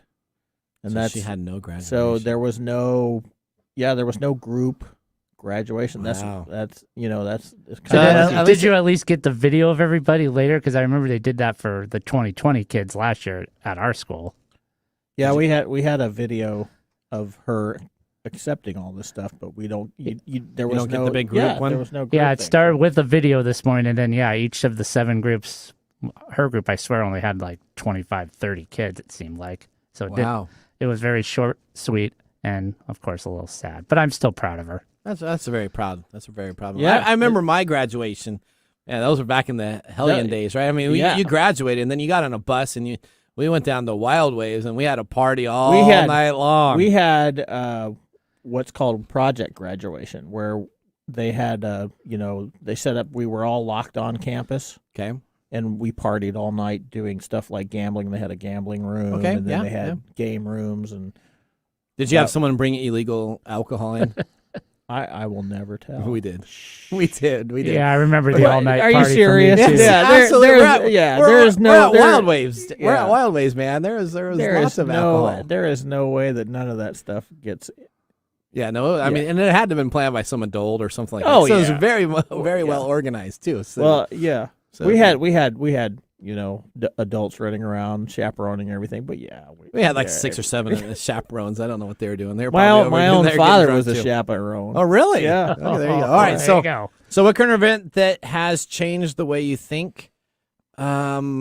Man, so I just have to probably say COVID also. I mean, it's a real deep process of what we did. Our kids are already graduated, so I'd say COVID-19 was a big deal. It's kind of made our family closer, just the real connection to our family, immediate family. And then everybody else kind of was on like a pause, right? I mean, it kind of was like a Rachel and Ross Geller break, right? So it we were on a break. We were on a break. All kind of just. Who were you stopped. cheating on? That's right. We just all stopped doing everything, and now it's all coming back. I'm glad that people are getting vaccinated now, though, and they're getting back. And that's what. That was, you mentioned that earlier. Where there are people that are literally trying to block this out of their lives. Yeah, it's like it didn't happen, right? Yeah, we talked about that. So it didn't happen. So this year and a half just disappears, and I've had a couple people come up to me. And this is actually kind of reminiscent of things like, an ancient Egyptian, in ancient Egypt. Yeah. If they didn't like the pharaoh, they would literally go back and erase him from history. And then they would take off his names off of cartouches and off of buildings and things and stuff, and they would pretend like he never existed. That's right. All right, well, let's move on to our COVID is the pharaoh of our modern day. It is. All right, let's move on to our opening segment, which we call Letters. Letters, we get letters. We get stacks and stacks of letters. Ah, letters, we get letters. And the letters all have songs. I love that. You love that. All right, here we go. We're only going to go through two because we want to move on to our segment. And that was a little long on our first segment, but that was fantastic. Okay, so here we go. Email service from Lori Moore at hotmail.com. Please log in to update your information. Nathan Mum at hotmail.com. Dear valued user, starting on 11th, January 2021, MSN customers who have not confirmed their email accounts will no longer be able to access them through email addresses. Really? We are currently checking on email servers and deleting all inactive users. Kindly confirm that your email is active by logging in to validate your account. And of course, they send us a link that goes to not Microsoft, but somebody completely different that asks us to type in our username and password. Please do not reply to this email. Mail sent to this address cannot be answered. Customer ID number 1029. Thank you for choosing MSN IT Security Help Desk. All right. So what are they after? They're after my username and password so that they can then log into my MSN account, which I don't even have an MS account. I do have a Hotmail account, but not an MSN account, and get access to my email and then cause me grief by reading my email and forwarding and spamming other people. All right. All right. Story number 2. Which is funny because, it's all about the active. We talk about these scams where they're looking for your active email users. Yep. And they're basically telling you, oh, this is what we're actually looking for, active email users. Correct. Here, put in your information. Yeah, so dumb thing to follow. But this is the best one, though. This is my best. We were talking about. This is fantastic. I received an email titled to Nathan Mum at to my Hotmail account. I always say that. That's all right. You can send me you might as well send him emails. Okay, he's already said you've already said your email. That's right. Okay, fire. There you go. You can send me lots. All right. So to Nathan at Hotmail, the title of this is Winning Amount. This is from Mark Zuckerberg. Mark Zuckerberg sent me an email. Winning amount. My name is Mark Zuckerberg, a philanthropic founder and the CEO of a social networking website called Facebook. As if you didn't know. As well as one of the world's youngest billionaires and chairman of the Mark Zuckerberg Charitable Foundation. How about that? Your name drop? He's name dropping himself. So he's really happy about himself. Yeah. One of the largest private foundations in the world. I believe strongly in, so they misspelled giving. So I believe strongly in Jeeving well living. I have idea that can change in my mind. So again, the spelling always. How about that grammar? Yeah, always makes it, Grammarly. Grammarly, buddy. That's right. That you should use your wealth to help people, and I have, lowercase I, have decided to secretly give you $1.5 million to randomly selected individuals to give to you $1.5 million to randomly selected individuals worldwide. That's really awesome. He's going to give you $1.5 million instead of spending it on a hydrofoil over in Hawaii. Yeah. Yeah. On receipt of this email, you should count yourself as the lucky individual. Your email address was chosen online while searching at random. Kindly get back to me at your earliest convenience. I know your email address may not be valid if you send back to this email, so send it to Mark. So send it to M. Zuckerberg, Suckerberg 2444 at gmail.com. No, I got So all of a sudden, Facebook owner isn't going to have his own Facebook account. He's going to go to Google, a big competitor of his, and create a M. Zuckerberg 244 at gmail.com. That's awesome. Mark, that's awesome, man. Email me. Send me a check at P.O. Box number. Email me, visit the webpage to know more about me at http://wikipedia.com/Mark Zuckerberg. So I mean, or you can Google me, Mark Zuckerberg, to make sure you know this is true. Regards, Mark Zuckerberg. Wow. That's a lovely one. So, I immediately got on and I responded. I would have. I sent an email to mzuckerberg244 at gmail.com and said, I'm so excited that you selected me out of all the random emails in the world, and you're going to give me $1.5 million. That's right. How many emails are there in the world? How many? There's upwards of 7.5 billion people in the world, right? So let's say half. How many? Let's just say half people. How many emails do you have? I have probably about 10. 10. Yeah. So if we take an average of 2 to 3 per person. Yeah. And we, some people may not have email. Amount of people. Yeah. We're still talking about billions of emails. So I was that lucky person. Forget winning the lotto. That's right. He selectively sent it to me. Out of billions of email addresses. So again, what are they trying to get at? They're trying to get that I must be completely naive, and I'm going to send an email that validates that I have an active email to mzuckerberg2444 at gmail.com. Mm-hmm. And then essentially they will have my email address knowing that it's an active email. So it's probably a waste. It's an active email. That's a very large letter in order to find out if you have an act, because you can do it. He's on Wikipedia. It's true that he sent you an email. That's correct, because you just can't cut and paste somebody else's Wikipedia. I'm Mark Zuckerberg.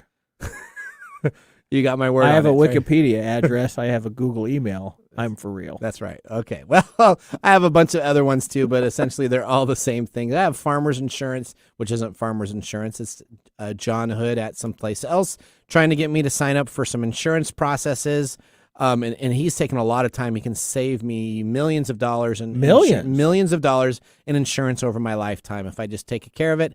And I got somebody let Geico know. Yeah, and then I got somebody that has a huge. I mean, look at this email address. That's just crazy. I mean, look at that. There's like 87 characters. If I had to actually type that out, I would never get. I mean, QXVUNBZ00. Yes. Wow. At shimmeringwaves.com. Yes, and they're having what they say they're. I can't believe this happened. Microsoft is blocking these images. Click on this doc file to see these images. So when you click on that, essentially you're loading a virus into your machine. There you go. Yeah. So that would be a bad thing to do. So what's the takeaway here? Takeaway is Mark Zuckerberg. When Mark Zuckerberg sends you an email, ignore him. That's right. And never click on a doc file. That's or any attachment. Or any attachment that somebody asks you to. It sends from some crazy email address. That's right. And don't answer it. Just delete those. Just delete those. Yeah. All right. We're going to take a commercial break. When we come on back, we're excited to have our guest that will be joining us. He is an expert in SEO search optimization, and he is the author of the acclaimed book, The Holistic Guide to Online Marketing. We'll see you after this break.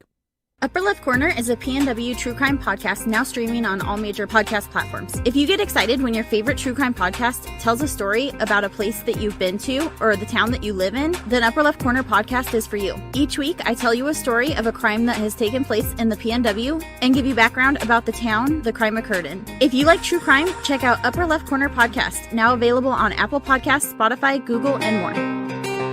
Ace Hardware is a helpful place with prompt, friendly service, knowledge, and the little things that make a big difference. Service. Selection. Advice. Community involvement. Competitive prices. Convenience. Located near you. And the things you need, such as house keys, lawn and garden, plumbing, electrical, hardware, grills, outdoor living supplies, and even nuts and bolts. When you visit Ace Hardware, you'll be greeted at the door and given the help you need. So come visit us at Ace Hardware in Evergreen Way in Everett, Lake Stevens, and now Stanley. Ace is the place with the helpful hardware, folks.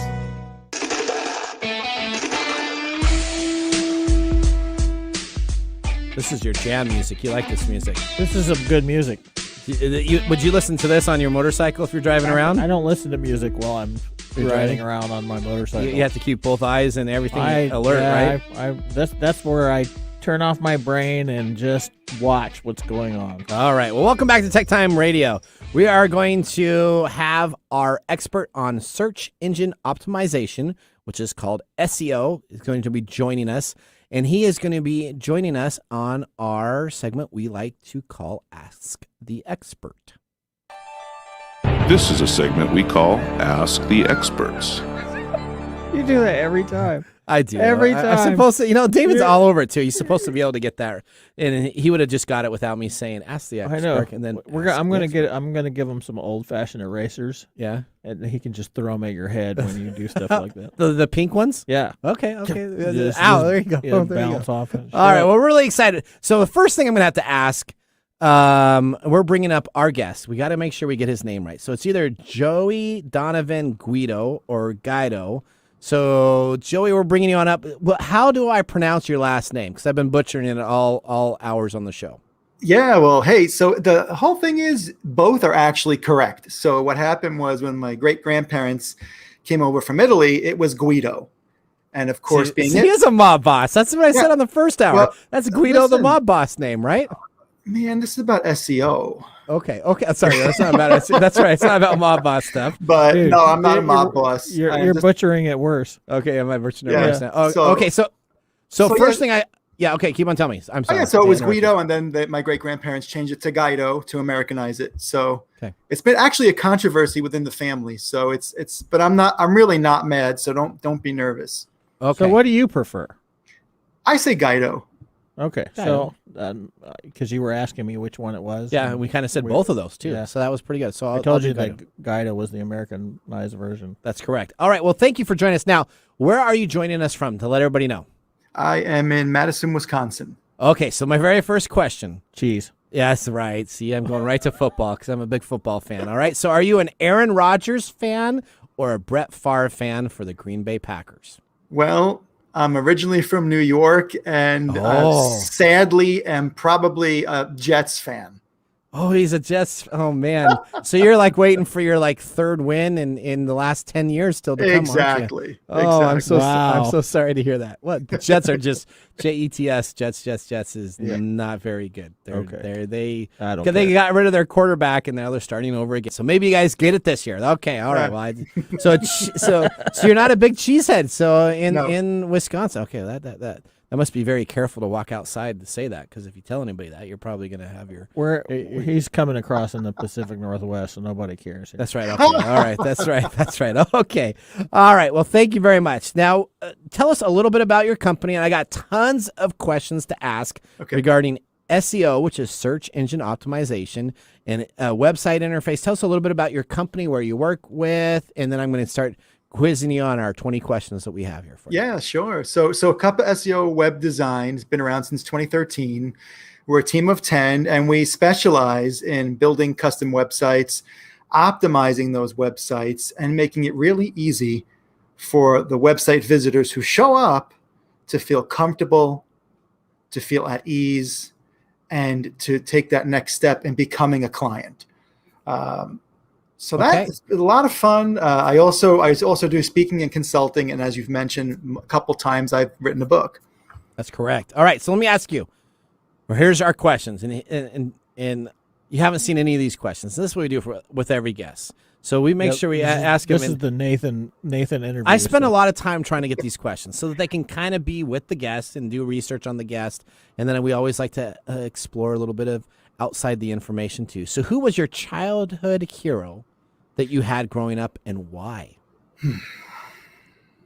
See, I told you. I know. Probably Spider-Man. Oh, a Spider-Man. Okay, and why did you like Spider-Man? Well, in one sense, I grew up with a superhero complex, trying to be like superhuman in certain ways. But I think what I liked the best about him was his human side, his imperfections, and coupled with that, his desire to do good in the world. Okay. So are you with the Tobey Maguire Spider-Man? You got the or the Garfunkel or whatever that guy's name is. Toby. Definitely Toby. Okay, so you're a Toby fan? Yep. Okay, perfect. All right, then we can continue on. That's fantastic. Okay, so all right, when making a website, going into your business and information, what is the first thing that you should always do in the first step of designing a website or creating a website? Okay, so first step for the client? Yeah. So if I was to create a website, what would be your advice to me? The first thing that I should do regarding creating a website, what should I do? Yeah, the first thing you want to do is make sure you have your clients or your customers well defined. So there's different names for this that are fancy names like personas and things like that. But really what it comes down to is understanding who your clients are and what pain points are they experiencing. Another way of looking at it is what benefits do we offer that they actually need? And we want to build that whole website, the aesthetic of the website, the content or the words on the website. We want to drive everything toward that user and making it clear to them, hey, we can help you with. Make it about them. Make it about not them. you. Yeah. Okay, so let's say we have a radio show. So our website's techtimeradio.com, right? Mm-hmm. So we have that. So our audience, when we did some of our designing on that, our audience would be listeners or fans, and we really wanted them to be able to receive our show and information, whether it's YouTube or in audio format, the first thing for our website. So would we have done that right by trying to gear the first information to them on that aspect, or is that not how I should have done it? Well, it sounds like you did it fine. So you asked them basically which they preferred, or if they were able to view or listen to both. So we asked a segmented, not because we didn't have very many listeners at first. We asked a segmented of about 20 people. What if they were going to go to a techtimeradio.com website? What would they like? And they said they really didn't care about like merchandise. They really didn't care about a bunch of other stuff, which we now have on our website, just as we've expanded. But they said if we want a website, we want to stay in kind of your ecosystem and be able to either watch video or listen to your audio. Those were the two things that they asked. Got it. Okay, that's wonderful, actually. Kind of polling your clients, your audience is very good. And interestingly enough, a lot of businesses fail to do that. They sometimes will assume what they think their clients want, or think they know, or hope that they're going to like a product that's coming out. And it's so simple to engage and ask them. And also, once you reach out, you've kind of developed that relationship a little bit more. You've shown that you actually care about what they have to say. So that I think they're going to be, in your case, much more likely to tune in. Okay. So let me ask you about, there's so many devices nowadays, right? Is it important to make a website that's mobile friendly or any of those aspects? Or do you just kind of make a website and hopefully they scroll through? Tell me, is there a big push to mobile? What should I do regarding that? Yeah. So it must have been, my goodness, maybe around 8-ish years ago, there was something called Mobilegeddon, which you may remember, where Google one day said, hey, you have until this date until your website has to be mobile friendly. Otherwise, we might penalize you for that. And the funny thing is, we've been building sites even before that so they're mobile friendly because it is important. Forget about Google for a minute, right? It's important to that person who shows up on their iPhone, on their Android, on their iPad. We want to make sure when they show up that user experience is as positive as possible, right? So they can feel grounded. They can feel like, hey, I feel good on this website. They may not know why, but it's a place they want to stick around. So yeah, super important. Super important. So let me ask you. So I used to have a Wix website. That's probably like your worst website. You're going to say it's and so it was easy to configure, but then I had a bunch of problems. What type of platforms do you recommend for people if they're creating a website that is easy to use and configurable? What would be some of your top recommendations? Yeah, so 95%+ of the websites we build are WordPress based. And what's nice about it is that we custom build them, but the user, the customer, can use them very easily. The interface is very similar to Microsoft Word. right? And when we build a site, we do all the geeky stuff for them, so they don't have to worry about backing up their site and things like that. But WordPress is nice because there's not like gobbledygook or code on the page. You log in, you go to the page you want to affect or start a blog post to write, and you just write it.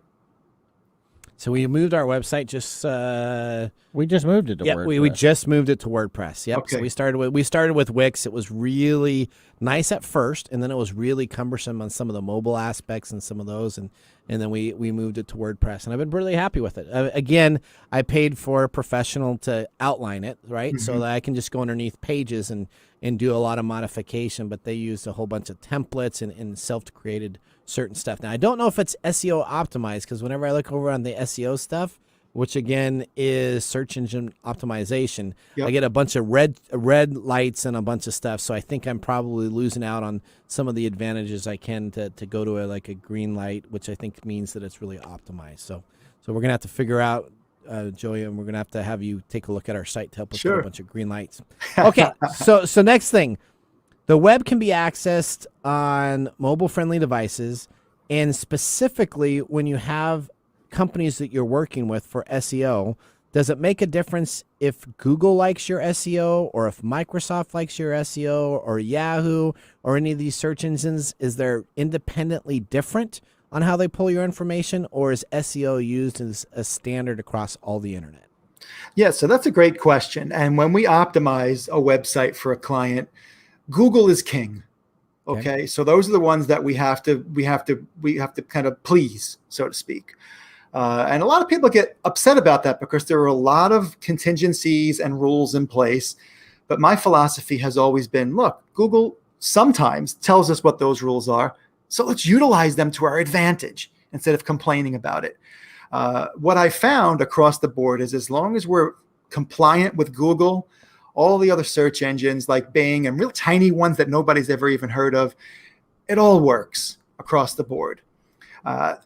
Does SEO matter? Like with Google? Yes. I mean, that is the reason for SEO. That's why it exists, is to help a business, large or small, get found by search engines like Google. Kind of like a matchmaker between someone who enters a phrase for something like ice cream or a web designer. Google goes and says, okay, well, Joey's looking for ice cream in Madison, Wisconsin. What are the best results we can give him so he can find what he's looking for? So that makes sense. So thinking about that then, SEO keywords, is it very important to be on Google's first page, second page, third page? Does it make any difference? Sometimes I hear people say you want to be on page 1. I hear other people say, well, page 2 is fine too on certain words. What is your ranking process? What is considered a good SEO page to find your information on Google? Yeah. So page 1 is always the goal, and that is the best. First on page 1, of course, is the holy grail. But depending on a client's size and how long they've been in business, sometimes first isn't quite possible in a quick manner. But we always shoot for page 1, and most of the time we get our client there. Now, there's kind of a caveat here because we've got SEO on the website, right? Yep. And getting somebody to page 1. A lot of times, if somebody doesn't find what they're looking for on page 1 when they're searching, they might go to the second or third page. But most likely, because Google is so good at pairing the search query up with good results, most of the time people don't need to go to a second or at least a third page. Okay. What a lot of business owners don't know is there's something called Google My Business. And we all know what it is. You search for something and get this map at the top of the page, right? And under the map is 2 or 3 listings, Cup SEO Web Design, and some competitors of mine that we won't mention. Usually sit below me in that 3-pack is what they call it. And this is another opportunity, something else that needs to be optimized so that you show up within that 3-pack in more of a regional aspect, right? It's really for localized regional businesses that do most of their business in a county or in a state or a tri-state area. Okay. That is another way to get clients up there. And especially like, let's say you're the corner hardware store. Yep. You're not going to compete with Lowe's and Home Depot and Menards. Right. You're just not. Okay. but we can use keyword phrases, right, that they don't care about, but that a lot of local people might searching So for like a local Seattle. Yeah, you do Seattle hardware store. Maybe that comes on up and that you're on that Right. page Right. instead of just hardware store. Exactly. Seattle, different iterations of that. Let's say you've got like a chain and you're in like 4 or 5 cities in the state. We want to kind of key in on all those. And it's all legitimate. It's all totally what they call white hat. You don't get in trouble for it. It's really just like anything else in life. The better information you give to Google through the SEO, the better results that you're going to get. People are going to find you more easily. Okay, perfect. All right, so we're going to need to take a break, but I'm going to ask you a question. We're going to take a break, and then hopefully you come on back. Here is my question to ask. All right. What is the most important part of a website to focus on to get traffic? All right, so think about that. We're going to go take a commercial break. When we come on back, we will continue our interview with Joey talking about SEO, user experiences, and a bunch of other questions that I have coming on up. We'll see you after the break. Hello, my name is Arthur, and my life's work is connecting people with coffee. Story Coffee is a small batch specialty coffee company that uses technology to connect people to each product resource, which allows farmers to unlock their economic freedom. Try our Medium Roast Founder Series coffee, which is an exotic bourbon variety that is smooth, fresh, and elegant at storycoffee.com. That's STORI coffee.com. Today you can get your first bag free when you subscribe at storycoffee.com with code TechTime. That's STORI coffee.com.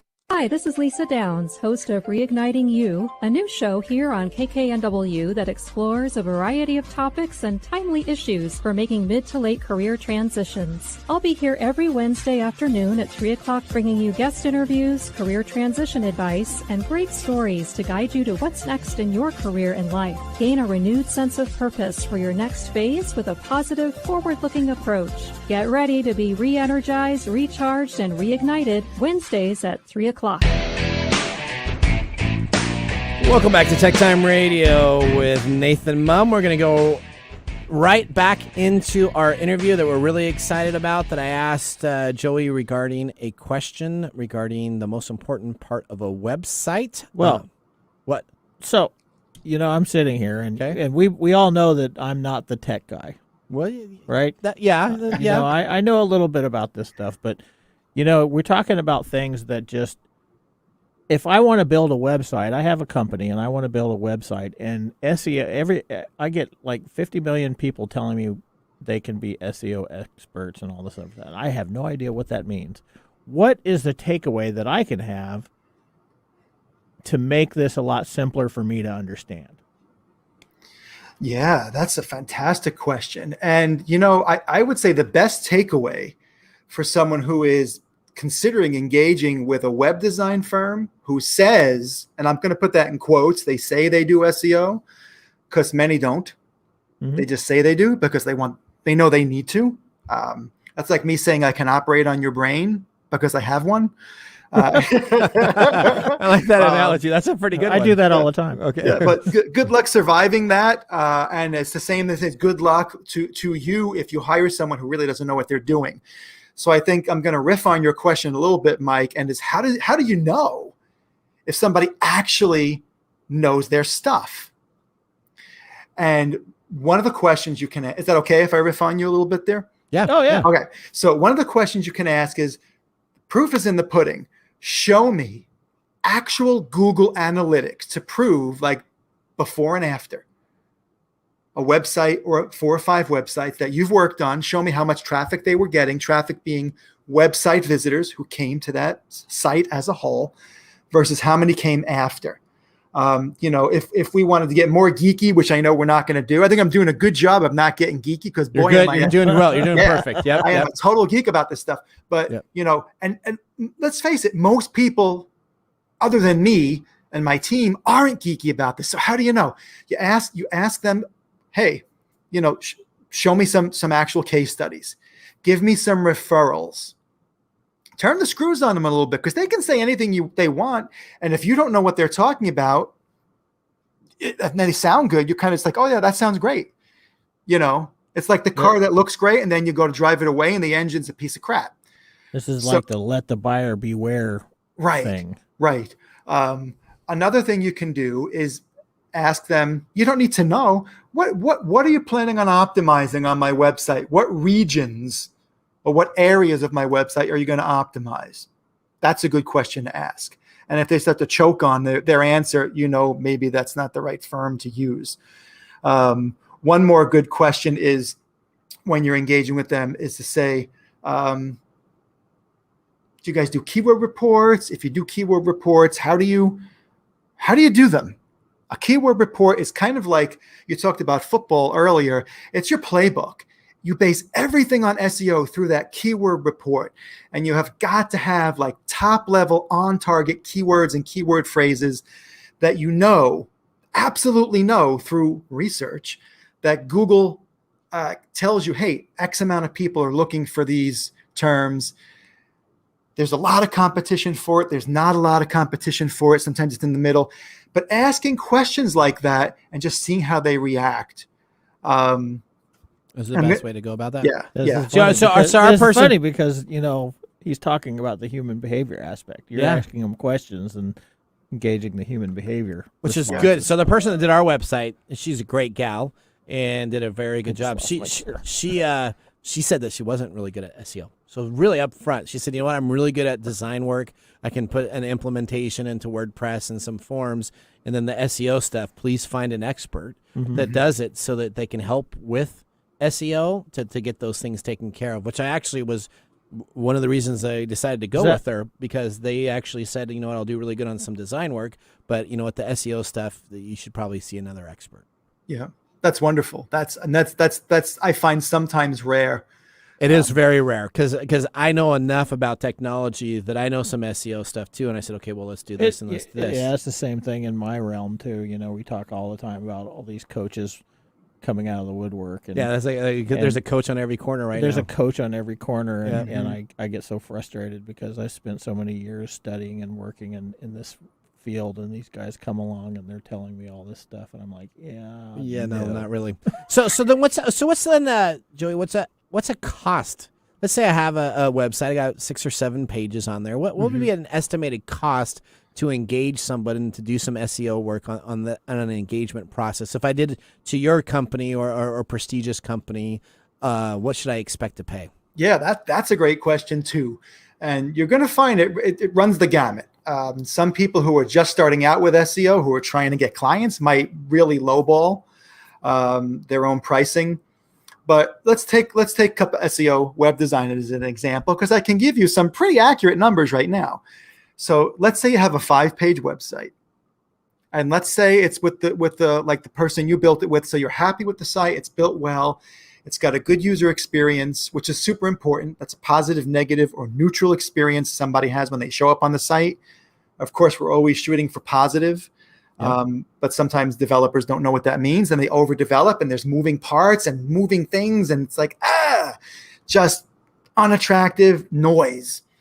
But if it's a 5-page website and your content or your words on the page are solid and they're customer facing, all about the customer, not about you, and we just need to come in and add the SEO. There are 6 key areas that we add it to.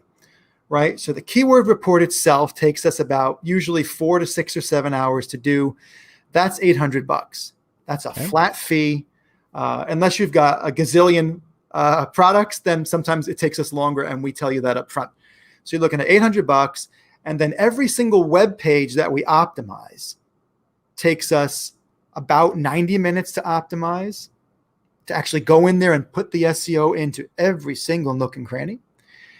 And then it takes us typically about a half hour to make that live on your site so Google sees it, right? Okay. So we're looking at 2 hours a page. I've been doing this a long time. So 2 hours, we charge $130 an hour. So you're looking at $260 an hour. $260 for each web page. Okay. So really, the 5 web pages plus the keyword report, you're looking at around $2,000 plus a little project management just for phone calls and meetings, somewhere around $2,000, $2,300, somewhere around there. Okay, that is the key thing, because you can People can tell you they can do it for $50, $500, $800. And I'll just tell you, like my website, to develop our website, I could have gone with some knockoff place that did it overseas or someplace else. And it costs about $2,800 for TechTimeRadio.com. If you go and take a look at it, there was a lot of time put into it to create what we have there. And so you kind of get what you pay for. I've always said that. You want high quality and high success, you're going to have to pay a little bit for that, right? Okay. That is true. All right, so let's talk about, I got a couple minutes here, and then we got to go because I'm still going to have to talk about Amazon Sidewalk. Where can I find your book that has a lot of this information, and where can I go to contact you to do my SEO for my site so anybody listening to this can engage you on that also? Yeah, absolutely. So for the book, or if you need help with your site, really everything we do revolves around helping people get found on Google. And once they get found, the next step that we work on is making sure that we're converting, it's a fancy word, converting website visitors into customers, right? Because that's the goal. We want more customers. We want more clients to help. Find out how we do this at joeydonovanguido.com/overview. Everything's there that you need to know. Okay. And we will be providing this link underneath our guests at Tech Time Radio.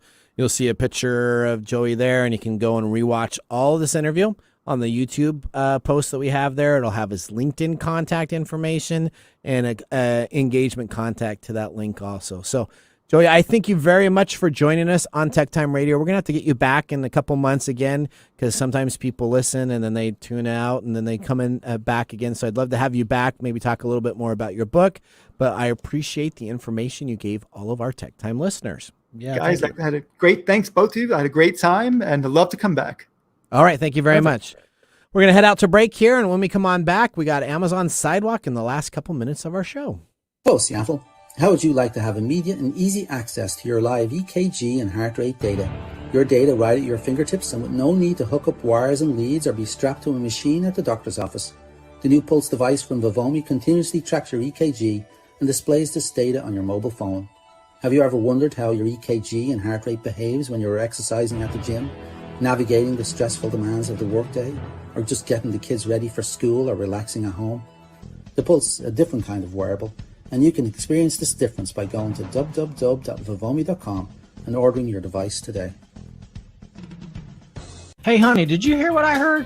What's up, babe? I heard Mike over there at Tech Time Radio. He's like battling he's in the like that the swimming with the sharks in that singles arena, if you will. You know? Oh, bless his heart. And I also heard, like you did, that maybe things aren't going so great. You know what he needs, babe? I think he needs to spend a little time in Love Shack. Yeah, Love Shack. The Love Shack that airs every Thursday at 1 p.m. PST on KKNW 1150. Come on, Mike. Come on over and join us. We got you. Your business deserves the same expertise as that of a Fortune 500 company.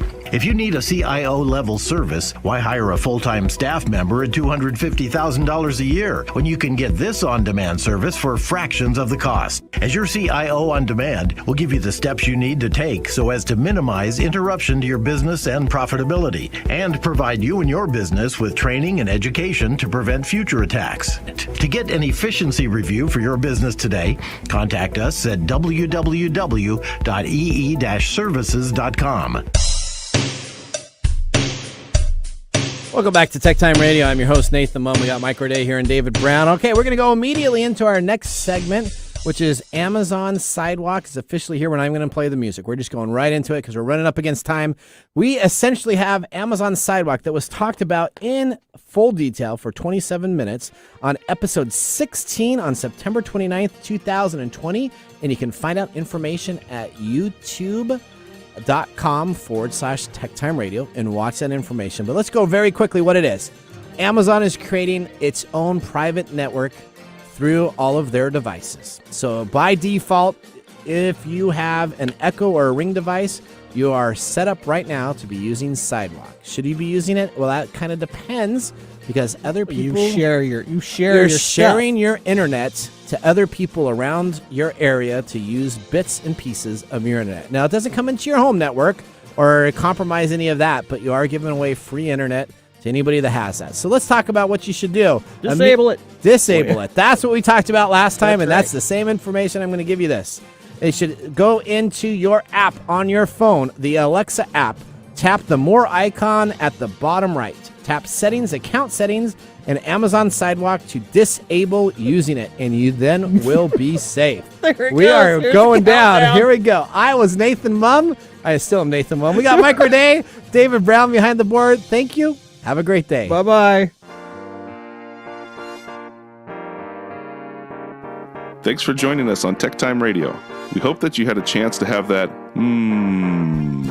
moment in technology today. We also have a few other ways to stay connected, including subscribing to our podcast on any podcast service from Apple to Google and everything in between. And also signing up on our YouTube page, where you get to see us live in video. Yep, you can see us chat and have some fun. It's youtube.com/TechTime Radio, all one word. We hope you enjoyed the show as much as we did making it for you. From all of us at TechTime Radio, remember, mum's the word. Have a safe and fantastic week. The views expressed on this program are those of the host, guests, and callers, and not